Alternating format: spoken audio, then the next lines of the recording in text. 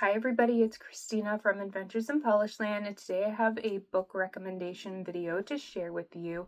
I recently heard about a reading event called Shorty September, which takes place all through September, and essentially you are reading the shorter books on your TBR pile, so anywhere from 200 and under or 250 pages and under.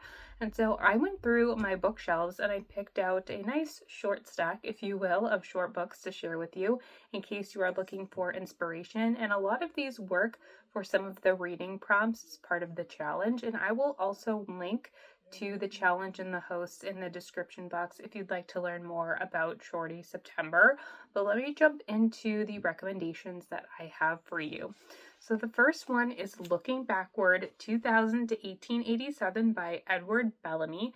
This is a utopian novel and it's a classic.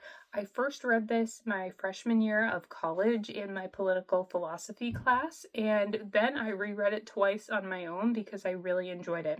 This is the story of a man who falls asleep in the year 1887, and when he wakes up, it's the year 2000, and he finds himself in a utopian society. And specifically, it is the perfect socialist society, and everyone has the career they want, everyone has all of their needs met by the government, and everyone is happy. So unlike dystopian novels where you are often reading about the worst societies possible, this utopian novel is a breath of fresh air because you wake up with our protagonist in the perfect world. And honestly, I wish at times our world was like the one portrayed in this book.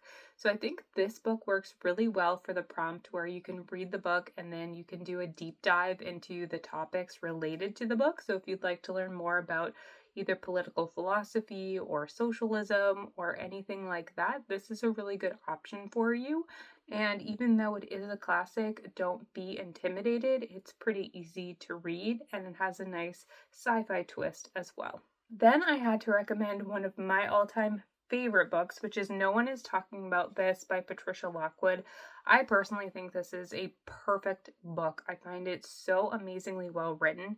This is an auto-fictional novel, which means it is loosely based on the author's real life, though it is fiction. And we are following a narrator who, at the beginning of the book, we learn that she is an online content creator. She is dialed into the internet space, which she calls the portal. And then about midway through the book, this really tragic event happens in her personal life, and she has to exit the portal and exist with her family in real time. And so the writing is amazingly well done because you go from really choppy, confusing, and all over the place writing to a more normal writing structure where the timeline flows a bit easier. This book is a bit heartbreaking, but I think it is well worth the read. Patricia Lockwood is one of my all-time favorite authors. I already have her next book pre-ordered, so if you're looking for a literary fiction pick that will tug at your heartstrings and also be really relevant in today's society with current political topics, I highly recommend this one. Next, I thought I would recommend two books by Stephen King, and both of them are in my very battered, falling apart edition of the Bachman books.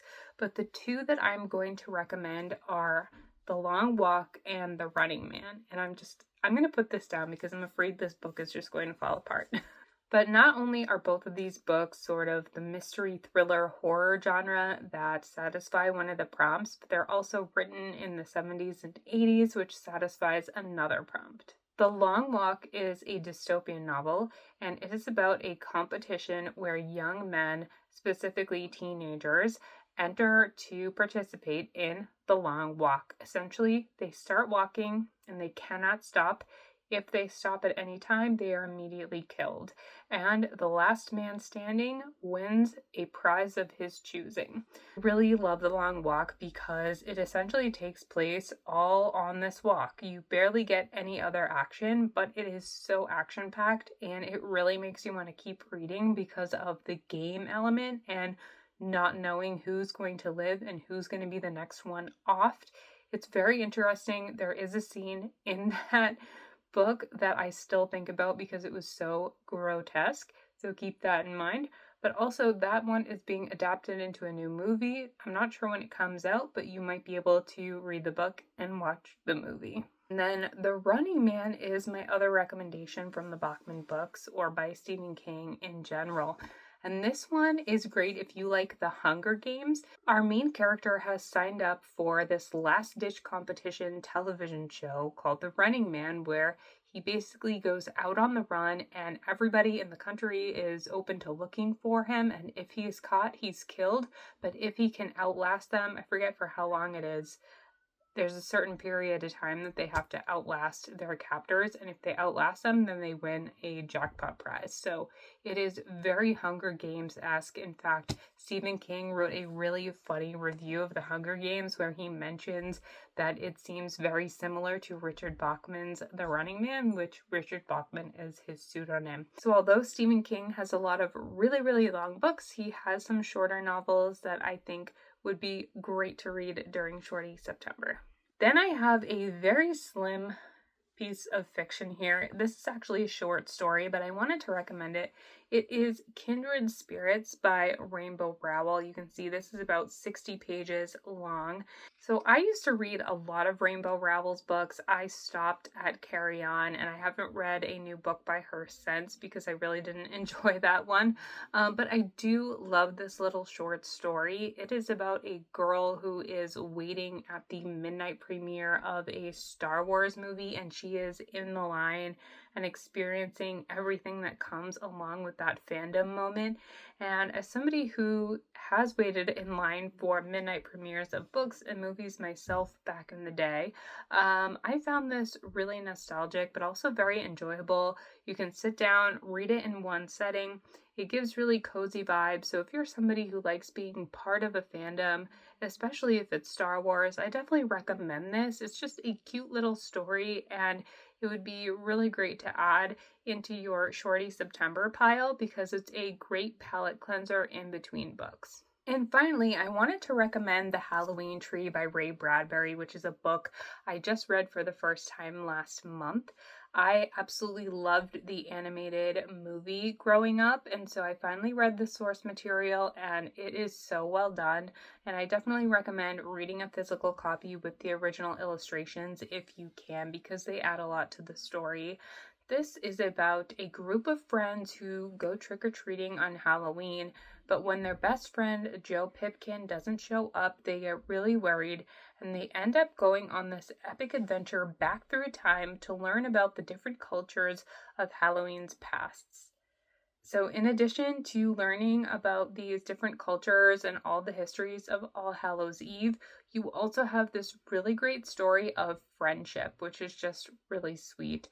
I absolutely love this book and I love the movie, so I think it would be really great if you not only read the book but then watched the movie afterwards.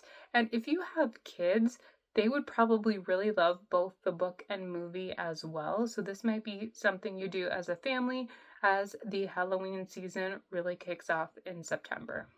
So that's my short stack of Shorty September recommendations. I hope you found this helpful if you are looking to build out your TBR. I actually don't have any books on my physical TBR right now that are under 250 pages. I keep a very small TBR, and so everything on it right now is well over that page limit. So I don't know if I'll actually be reading any short books in September, but I would love to know if you are participating. Let me know what books you plan on reading in the comments. And if you're new here, I hope you subscribe.